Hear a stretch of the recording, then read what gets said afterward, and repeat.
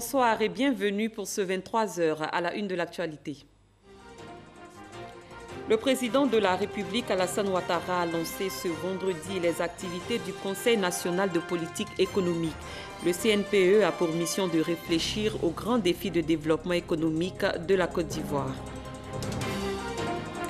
Le Sénat ivoirien a tenu ce matin une séance plénière.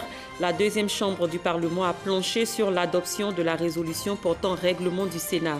C'était à la Fondation Félix Houphouët-Boigny pour la recherche de la paix à Yamoussoukro.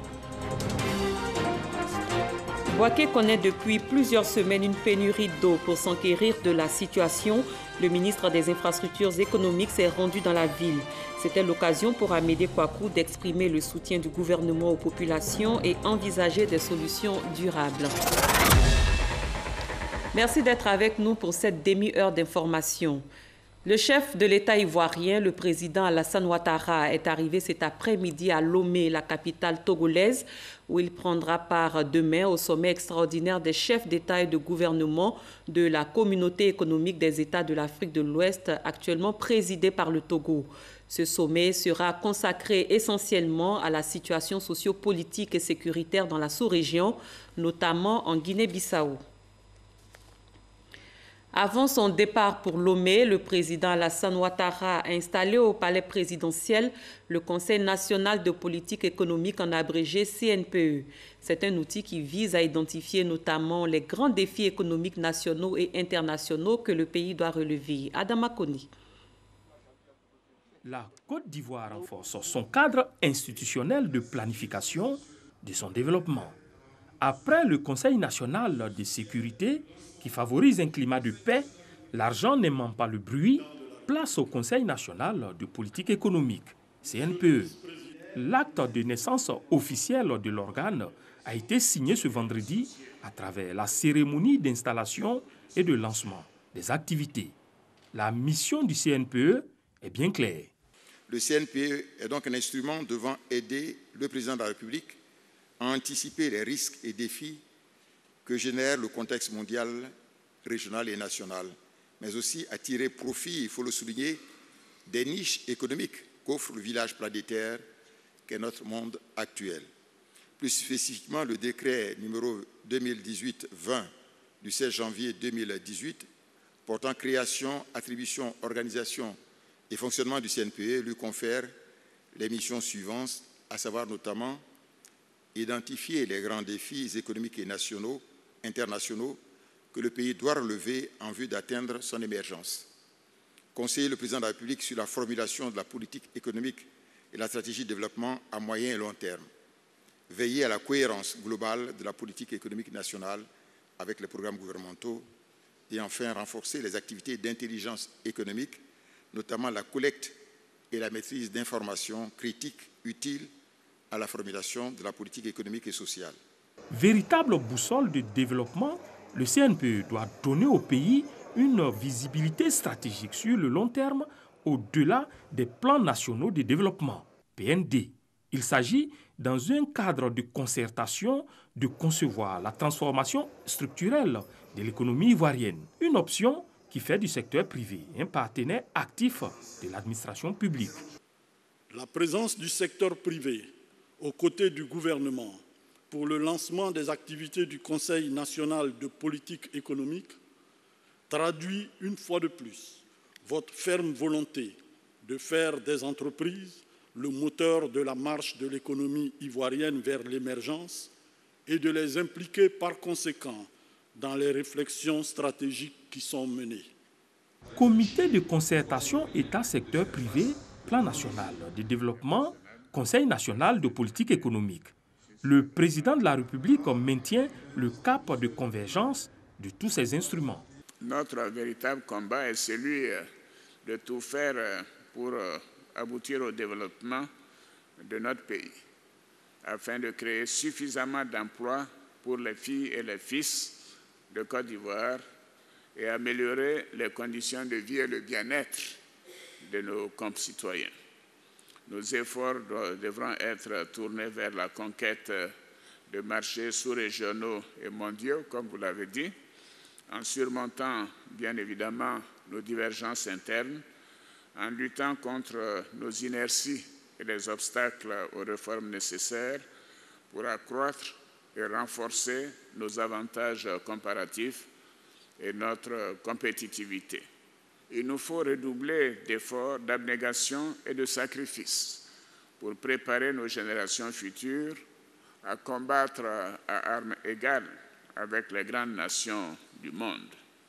Ceci permettra alors d'assurer notre marche vers des lendemains meilleurs pour tous. Toutefois, le chef de l'État reste confiant au regard des performances enregistrées par la Côte d'Ivoire. Nos efforts nous ont permis d'enregistrer une croissance économique moyenne d'environ 9% par an sur la période 2012-2016, l'une des plus fortes au monde. Malgré les chocs intérieurs et extérieurs dont le vice-président vient de parler, intervenus en 2017, tels que la chute de plus de 40% des cours du cacao, les mouvements au sein de l'armée et les remous sociaux, notre économie s'est révélée être résiliente, robuste et forte, avec un taux de croissance élevé de 7,8%, comme indiqué par le Fonds monétaire international la semaine dernière. Ceci est vraiment une performance extraordinaire. Notre pays s'est ainsi classé premier au niveau de l'UMOA et parmi les 5 premiers au niveau mondial en matière de croissance économique. Le CNPE est présidé par le vice-président Daniel Kablan-Duncan. Le Premier ministre Amadou Gon Coulibaly en assure la vice-présidence. Et le secrétariat exécutif est détenu par le ministre Patrick Achi, secrétaire général de la présidence. Le premier dossier sur la table du Conseil national de politique économique porte sur le code des investissements. Hier, le chef de l'État était à Yamoussoukro, à la Fondation Félix Houphouët-Boigny pour la recherche de la paix. Il y a rencontré le corps préfectoral qu'il a élevé au rang des grandes institutions. Awatouri.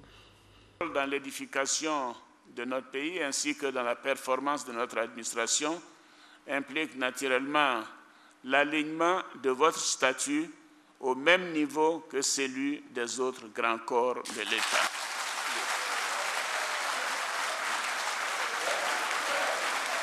Explosion de joie et manifestation de reconnaissance du corps préfectoral au président de la République Alassane Ouattara pour cette importante décision qui va dans le sens de l'amélioration du traitement salarial des représentants de l'État dans les régions.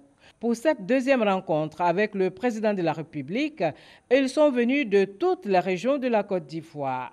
Le porte-parole du corps préfectoral, le préfet de Boundiali, a présenté un tableau des difficultés rencontrées sur le terrain dans l'exercice de leurs fonctions.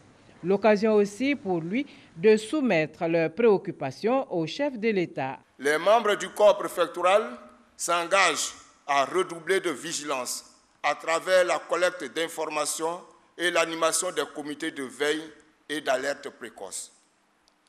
Excellences, Monsieur le Président de la République, les membres du corps préfectoral constatent que la question du foncier rural demeure entière en dépit des actions menées par le gouvernement. Ils soutiennent à cet effet la création de l'agence foncière rurale à fort spécifiquement dédiée au traitement de la question sous tous ses aspects et attendent son déploiement effectif sur le terrain. Le ministre de l'Intérieur, Sidiki Diakité, ministre de tutelle, a exprimé sa gratitude au président Alassane Ouattara pour ce dialogue direct avec le corps préfectoral qu'il a souhaité, tout en n'omettant pas les nombreuses actions déjà menées en faveur de ce grand corps de l'État. Excellences, Monsieur le Président de la République, au moment où je prends la parole pour introduire cette rencontre, permettez que je relève ici votre constante vision pour une administration du territoire forte, incarnant les valeurs de la République et dont la mission se déploie autour des objectifs de préservation de la paix, de relais et de mise en œuvre des politiques publiques, de courroie de transmission des aspirations des populations au gouvernement et au président de la République. Et cette vision, Excellence, Monsieur le Président de la République, est confortée par les actes que vous avez posés depuis votre accession au pouvoir d'État. Le président de la République, en réponse, s'est dit heureux de cette nouvelle rencontre avec le corps préfectoral qui l'associe au succès du gouvernement dans la construction d'une nation moderne qui aspire à l'émergence. Ces échanges directs avec vous sont des moments importants car ils permettent de mieux cerner le climat social et politique. Depuis notre dernière rencontre, beaucoup de choses se sont passées dans notre pays. Nous avons également fait des progrès importants dans les domaines de la sécurité, de la stabilité institutionnelle, de la réconciliation et bien évidemment du développement et de la modernisation de la Côte d'Ivoire. Je me réjouis que 95% des Ivoiriens qui avaient quitté le pays pendant la crise sont de retour et ont retrouvé leur famille. Nous nous sommes engagés à faire en sorte que les Ivoiriens, quelle que soit leur ethnie, leur religion ou leur région, doivent vivre ensemble en parfaite harmonie, en symbiose. Tous ces progrès sont aussi à mettre à votre actif, car vous ne ménagez aucun effort pour mettre en œuvre et suivre la réalisation des décisions gouvernementales sur le terrain. Je voudrais donc vous exprimer ma reconnaissance, celle du gouvernement et de la nation tout entière. Toujours dans le cadre de l'amélioration des conditions de vie des préfets, secrétaires généraux de préfecture et sous-préfets, le président de la République, après les 200 millions offerts lors de la rencontre de 2013, leur a offert ce jeudi, lors de leur seconde rencontre, une nouvelle enveloppe de 200 millions de francs CFA pour la constitution du fonds de la mutuelle du corps préfectoral. Nous restons à la Fondation Félix Houphouët-Boigny pour la recherche de la paix à Yamoussoukro, où s'est tenue ce matin une séance plénière de la deuxième chambre du Parlement. Elle était consacrée à l'adoption du règlement intérieur du Sénat ivoirien. Il s'est agi de proposer des textes devant régir cette institution. Alvorassa. L'article 99 de la Constitution prévoit que chaque chambre du Parlement établit son règlement, lequel, avant son entrée en vigueur, est soumis au Conseil constitutionnel qui se prononce sur sa conformité à la Constitution. C'est justement en application de cette disposition constitutionnelle, a souligné d'entrée le président du Sénat, Jean-Noël Ossou-Kouadio, qu'il est convenu de mettre en place une commission ad hoc chargée d'élaborer une proposition de résolution portant un règlement du Sénat réuni ce vendredi à Yamoussoukro. Il nous faut en effet disposer d'un cadre juridique pour fonctionner et l'adoption d'un règlement participe de cela. Nous venons donc vers vous avec une proposition de résolution devant nous permettre de mettre en place un groupe de travail pour mener la réflexion et nous soumettre une proposition de règlement. Nous, Sénat, on met en place un comité qui va réfléchir pour faire notre loi organique, c'est-à-dire la loi qui va nous régir.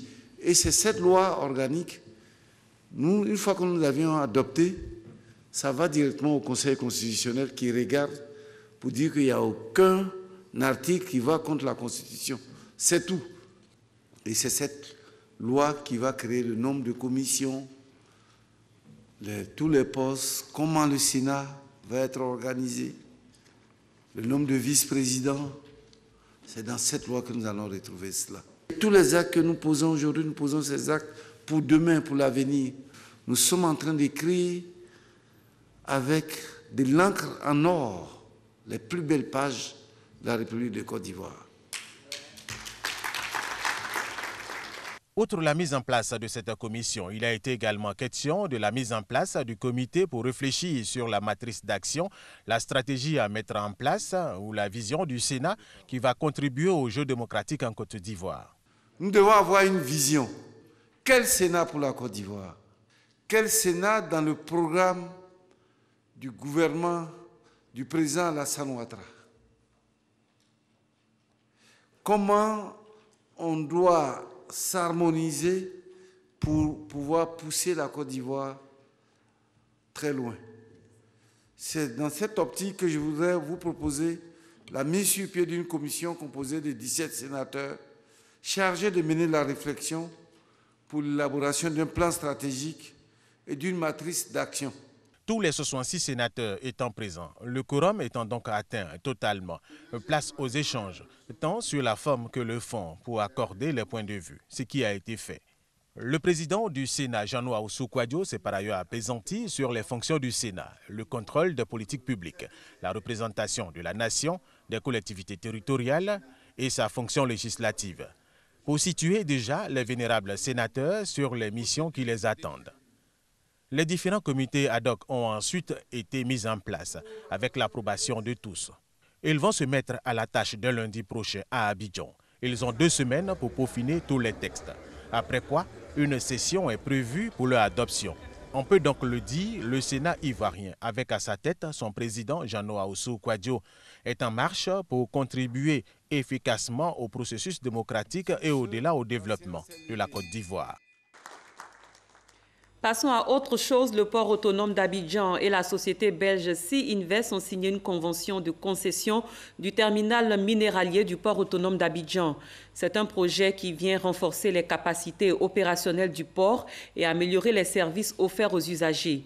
Il a été paraphé en présence du ministre des Transports et du ministre de l'Économie et des Finances. C'était à Yamoussoukro, à Boussanougou.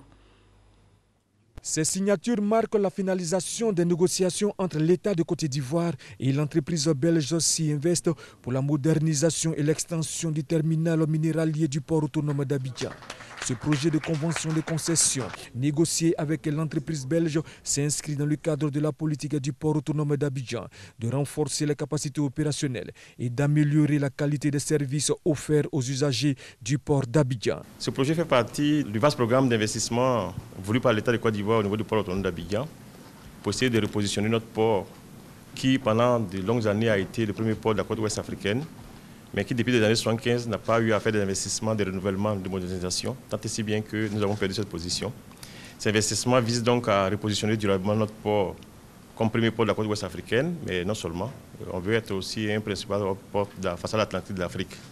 Nous allons signer un contrat pour l'approfondissement des quais actuels qui permettra de faire rentrer des bateaux d'un tirant d'eau de 12 mètres au lieu de 9 mètres, 9 mètres 30, ce qui veut dire que des bateaux de 50 à 60 000 tonnes vont pouvoir entrer dans ce port. Comptez sur nous, nous sommes là pour investir.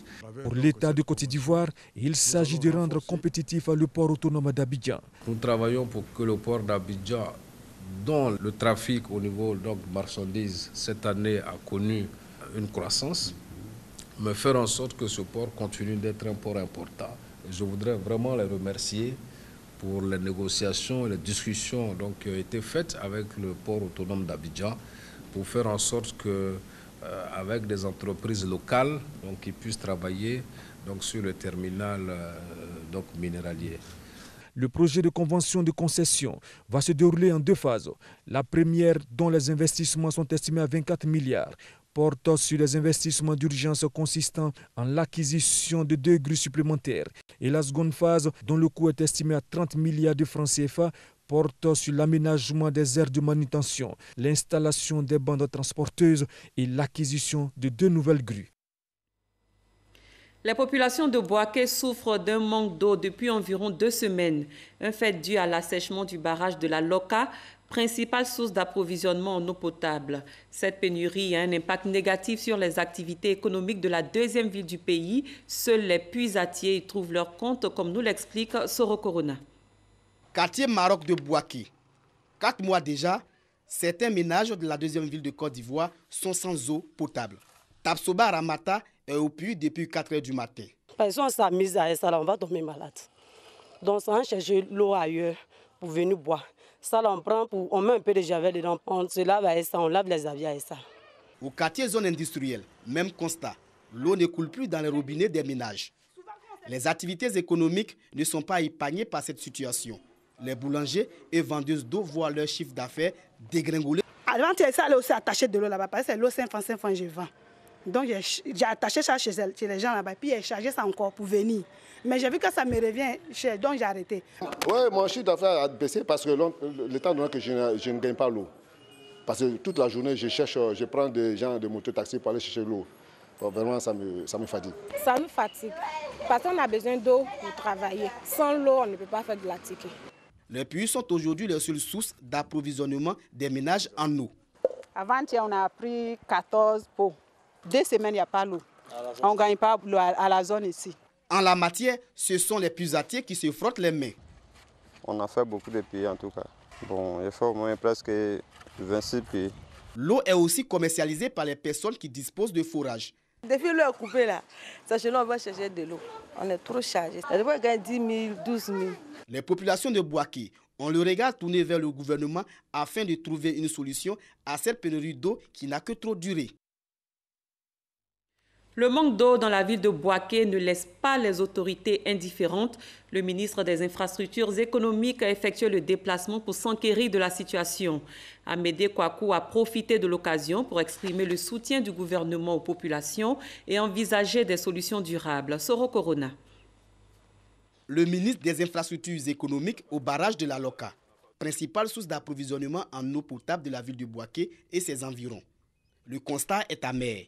L'eau a cédé la place à la boue à sécher. Nous sommes venus à Bouaké à la demande du gouvernement pour venir nous enquérir de la situation réelle. La situation est critique, nous sommes en train de voir pour trouver des solutions pérennes. Le ministre Amédée Kouakou a exprimé le soutien du gouvernement aux populations de Bouaké. Le ministre a proposé des solutions. Dans un premier temps, c'est de faire des forages. On a identifié des sites de forage, donc il y a au moins une dizaine de forages qui vont être faits rapidement, de sorte à envoyer un peu d'eau. Les solutions pérennes, c'est de voir comment est-ce qu'on peut prendre de l'eau depuis Béoumi, donc le lac de Kossou, pour l'amener ici. Le ministre des Infrastructures économiques a instruit les autorités administratives à mettre fin aux activités des opérateurs qui commercialisent le sable et le gravier des versants du lac de la Loka.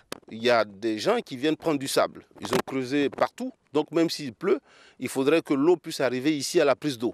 Et donc nous avons demandé à Madame le préfet d'interdire donc la prise de sable au niveau de la Loka. À partir de Bouaké, Amédée Kouakou a annoncé le début du projet Eau pour tous.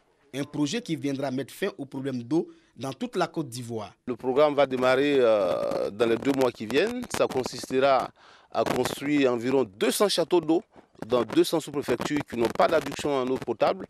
C'est un programme qui est important. Ce sont plus de 200 milliards de francs CFA qui seront investis dans le projet Eau pour tous. L'enveloppe servira à la réalisation d'infrastructures avec pour objectif un taux de 95% d'accès à l'eau potable à l'horizon 2020.